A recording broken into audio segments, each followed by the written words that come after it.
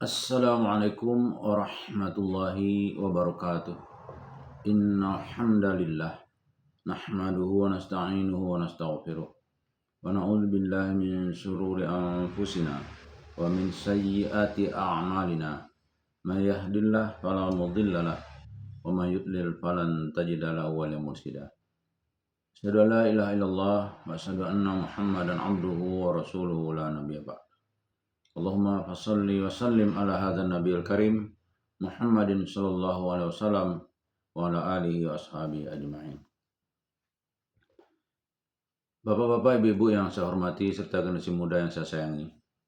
Baiklah, pada kesempatan yang berbahagia ini kita akan melanjutkan membaca buku Tafsir Al-Azhar yang disusun oleh Profesor Dr. Hamka. Yang pada kesempatan ini kita akan membaca ayat 178 sampai dengan ayat 179 pada surah Al-Baqarah pada juz 2. A'udzu billahi minasy syaithanir rajim. Bismillahirrahmanirrahim. Ya ayyuhalladzina amanu kutiba 'alaikumul qisasu fil qatla al-hurru bil-hurri wal-'abdu bil-'abdi wal-unsa bil-unsa wal-unsa bil-unsa faman 'ufiya lahu min akhihi syai'un fattiba'un bil-ma'rufi Faman 'ufiya lahu min akhihi syai'un fattiba'un bil ma'rufi wa ada'un ilaihi bi ihsan. Dzalika takhfifun min rabbikum wa rahmah. Faman i'tada ba'da dzalika falahu 'adzabun alim. Walakum fil qisasi hayatun ya ulil albabi la'allakum tattaqun. Ayat 178. Wahai orang-orang yang beriman, diwajibkan atas kamu hukum qisas pada orang yang terbunuh, orang merdeka dengan orang merdeka, dan hamba saya dengan hamba saya, dan perempuan dengan perempuan.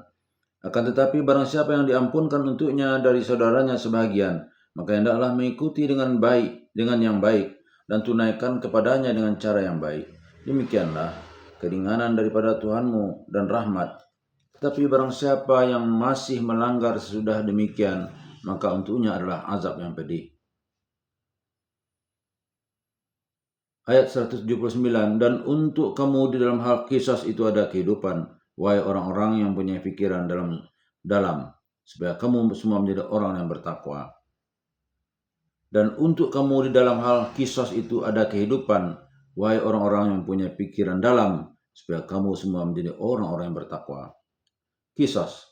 Dengan ajaran agama Islam, Nabi Muhammad SAW telah mempersatukan bangsa Arab yang telah beratus tahun tidak mengenal persatuan.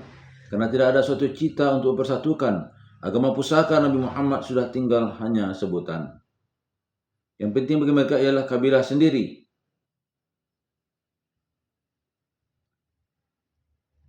Maksudnya di sini mungkin agama pusaka Nabi Ibrahim sudah tinggal hanya sebutan. Yang penting bagi mereka ialah kabilah sendiri di antara kabilah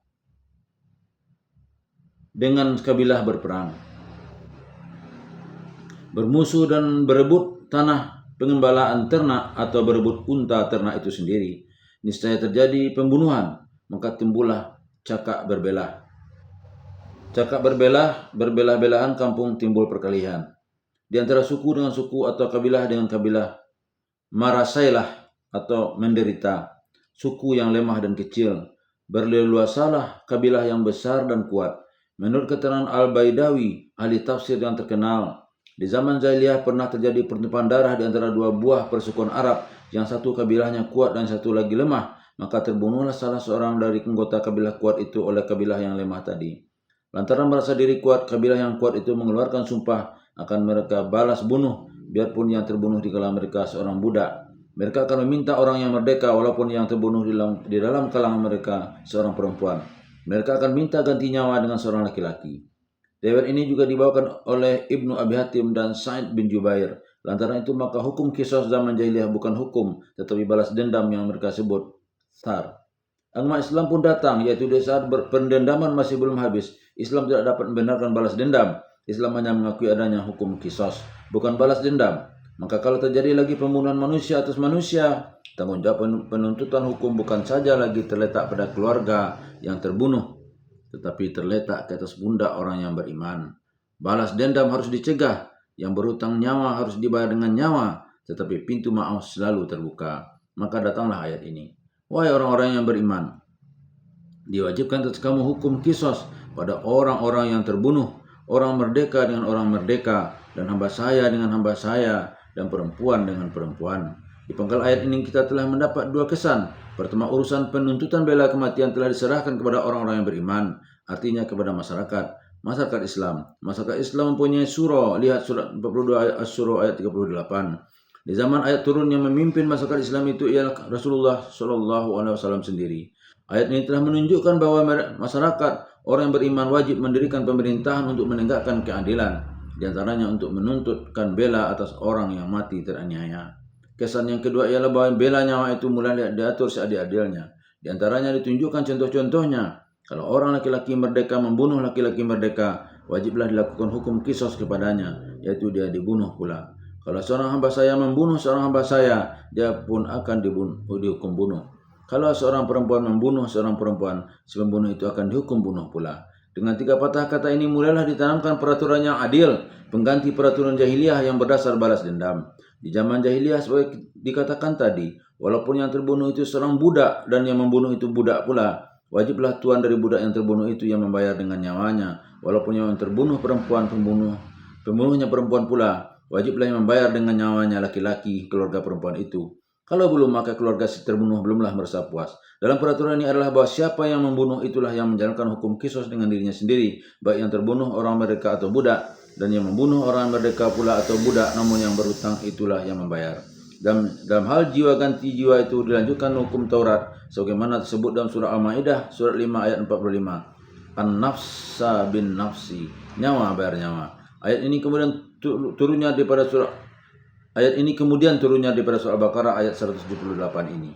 Dengan ayat ini nyatalah bahwa hak menuntut kepada si pembunuh supaya dia dibunuh pula masih tetap ada pada keluarga yang terbunuh, tetapi perjalanan hukum telah mulai di bawah tilikan orang-orang yang beriman. Di sini ialah hakim, sebab dia yang diserahi dan diakui oleh orang-orang yang beriman untuk menjaga perjalanan hukum.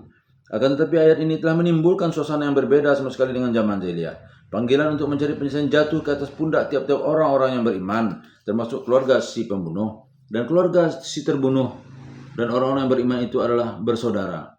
Innamal mu'minuna ikhwah. Hanya saja orang-orang yang beriman itu adalah bersaudara. Maka kalau masih ada jalan lain selain dari bunuh, yaitu jalan maaf dalam suasana orang beriman, saudara dengan saudara adalah sangat diharapkan. Sebab itu lanjut ayat berbunyi, akan tetapi barang siapa yang diampunkan untuknya dari saudaranya sebagian, maka hendaklah mengikutinya dengan yang baik dan tunaikanlah kepadanya dengan cara yang baik. Artinya jika ada pernyataan maaf dari keluarga yang terbunuh itu, walaupun sebagian tidak semuanya menyatakan pemberian maaf, hendaknya pernyataan maaf itu disambut dengan sebaik-baiknya.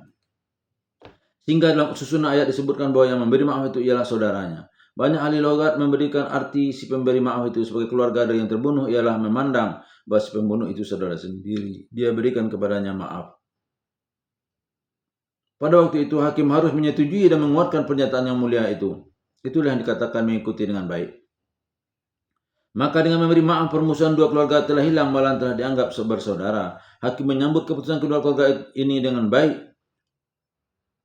Tetapi si pembunuh dengan keluarganya sebagai orang-orang yang mukmin pula harus mengingat kelanjutan supaya persaudaraan ini menjadi kekal dan dendam kesemak jadi habis. Disinilah keluar peraturan yang bernama diat, yaitu harta ganti kerugian, jaminan harta benda untuk keluarga yang terbunuh. Ini yang disebut diat yang ditunaikan kepadanya dengan baik.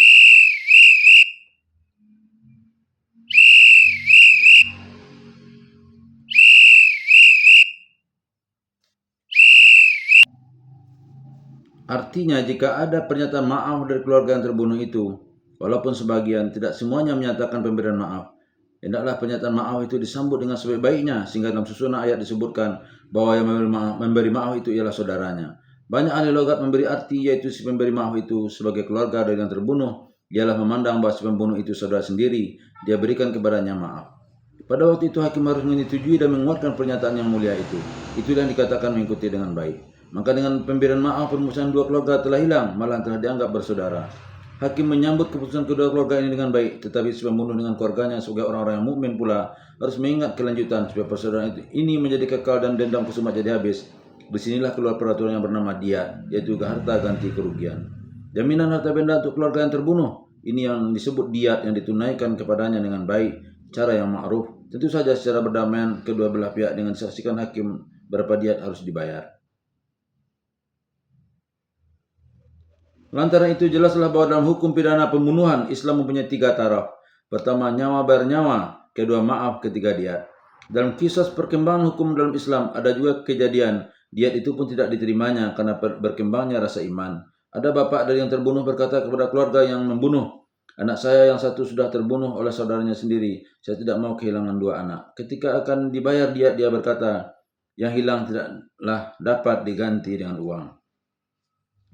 Marilah kita ganti saja dengan ukhuwah yang rapat di antara kita. Apatah lagi pintu buat memberi maaf tentang diat ini pun memang ada. Tersebut dalam surat An-Nisa surat 4 ayat 92. A'udzu billahi minasy syaithanir rajim. Wadiyatun musallamatun ila ahlihi illa ayyasaddaqu. Dan diat yang wajib diserahkan kepada keluarganya, keluarga si terbunuh, kecuali jika mereka keluarga itu mensedekahkan. An-Nisa 92. Maka berkata ayat selanjutnya, demikianlah keringanan dari Tuhanmu dan rahmat. Moga-moga dengan cara peraturan demikian persaudaraanmu menjadi kekal. Iman menjadi bertambah mendalam dan pintu berdamai lebih terbuka daripada penuntutan hukum. Memberi ihsan lebih tinggi daripada menuntut hak. Di sini diminta sangat kebijaksanaan hakim. Tetapi ayat punya ujung lagi. Tetapi barang siapa yang masih melanggar sesudah demikian maka untuknya adalah azab yang pedih. Ujung ayat 178. Sesudah hukum diputuskan baik secara qisas ataupun secara diat, kalau masih ada yang membunuh, misalnya ada keluarga si terbunuh merasa tidak puas, lalu dibunuhnya si pembunuh tadi padahal sudah selesai dengan bayaran diat, karena ada di kalangannya yang memberi maaf atau si pembunuh itu merasa congkak karena tidak jadi dia dihukum bunuh, maka dia tidak pelak lagi azab yang pedihlah yang akan diterimanya.